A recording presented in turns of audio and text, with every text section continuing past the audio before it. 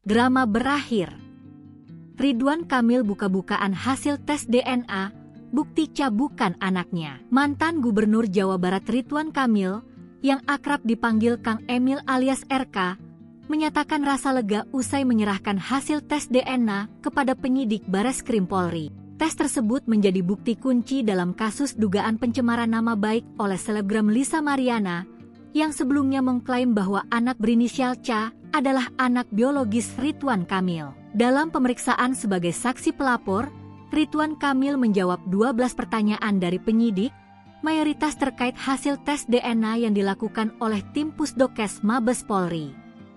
Ia menegaskan bahwa hasil tes menunjukkan tidak ada kecocokan genetik antara dirinya dan anak Cha. Laporan pencemaran nama baik ini diajukan Ridwan Kamil pada 11 April 2025 dan tercatat di SPKT Bareskrim Polri dengan nomor LP-B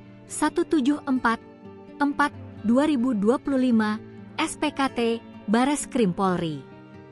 Dugaan bermula dari unggahan Lisa Mariana di media sosial yang menyebut dirinya memiliki anak dari Ridwan Kamil, disertai tangkapan layar percakapan pribadi yang diduga melibatkan sang mantan gubernur. Tes DNA dilakukan pada Kamis, 7 Agustus 2025, dengan metode pengambilan sampel darah dan buccal swab air liur dari pipi bagian dalam.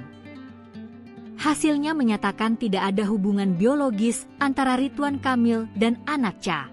Kasubdit 1 Ditipit Siber Bareskrim Polri, Kombes Pol Rizky Prakoso, menyatakan bahwa pemeriksaan terhadap Lisa Mariana akan dilakukan pekan depan. Minggu depan, kami juga akan melakukan pemeriksaan terhadap saudari Lisa Mariana, ujarnya. Setelah kedua pihak diperiksa, penyidik akan menggelar gelar perkara untuk menentukan langkah hukum selanjutnya, termasuk kemungkinan peningkatan status laporan.